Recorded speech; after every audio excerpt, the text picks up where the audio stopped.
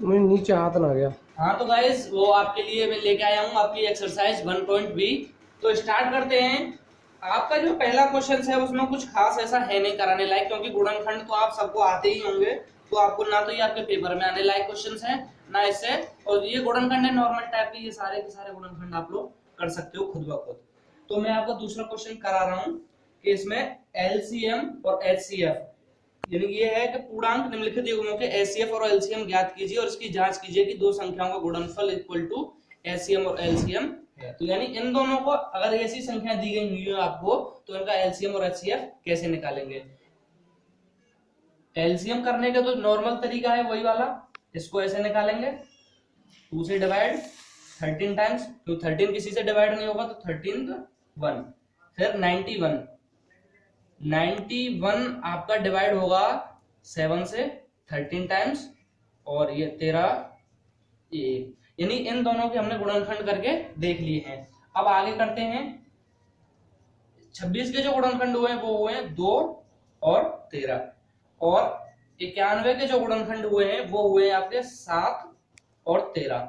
तो मैंने आपको पहले भी बताया था कि जो एचसीएफ होता है यानी हाईएस्ट कॉमन फैक्टर, मतलब जो सबसे बड़े सी बड़ी संख्या हो और दोनों में क्या हो, कॉमन हो, तो एच सी एफ वो आपका क्या होगा, क्या आ रहा है कॉमन आपका 13। और एलसीएम जो होता है आपका, एलसीएम क्या होता है, एलसीएम होता है कि जो कॉमन भी हो वो भी होना चाहिए और जो कॉमन ना हो आपका वो भी होना चाहिए, यानी लोएस्ट कॉमन फैक्टर, यानी सबसे छोटा कॉमन फैक्टर, यानी सबसे छोटा भी हो और क्या हो, सब में कॉमन भी हो। इन सब में कॉमन एक तो 2 आ रहा है, सबसे छोटा है, 7 भी है और एक 13 भी है। इन दोनों का जो 2 बार आ रहा है तो हम नहीं लेंगे क्योंकि कॉमन लेना है हमें खाली। 2 इंटू 7 इंटू 13, ये हो गया आपका, कितना हो जाएगा, 13 7 जा 91 एंड 91 2 जा 182।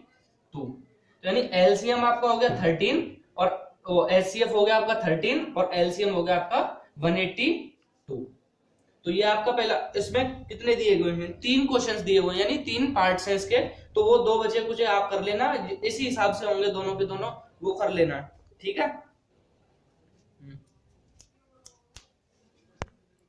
हाँ तो गाइस आपका नेक्स्ट क्वेश्चन है वो क्या कह रहा है, अभाज्य गुणनखंड विधि द्वारा निम्नलिखित पूर्णांकों के एचसीएफ और एलसीएम ज्ञात करने हैं, यानी दोनों का एलसीएम, यानी जितने भी आपकी दी हुई संख्या दी हुई है उसका एलसीएम और क्या एचसीएफ दोनों निकालने हैं दोनों। क्वेश्चन नंबर 3 का फर्स्ट पार्ट है आपका 12 15 और 21, यानी इन सबके हमें क्या निकालना है, एचसीएफ और एलसीएम निकालने हैं। अभी आपको पहले क्वेश्चन में बताया था मैंने, नॉर्मली एलसीएम तो वैसे ही होगा, ये तो सबको आता ही होगा करना।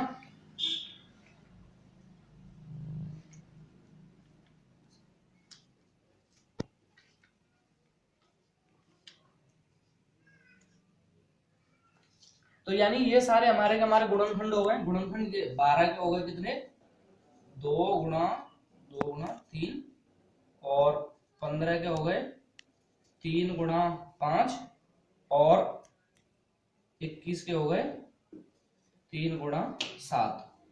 तो यानी कि हमारा क्या कॉमन मिला, एक तो ये 3, तो यानी HCF हाईएस्ट कॉमन फैक्टर, यानी हाईएस्ट भी हो कॉमन भी हो, और ये हाईएस्ट होना चाहिए एक तो बड़े से बड़ा और कॉमन होना चाहिए। तो HCF हो गया आपका 3, यानी बड़ा भी है और तब तीनों में क्या है, कॉमन भी है। अब एलसीएम लोएस्ट कॉमन फैक्टर, यानी सब में से आना चाहिए, 2 2 3, अब इसमें से 3 आ गया, बचा कितना 5, इसमें से भी 3 आ गया, और ये 7,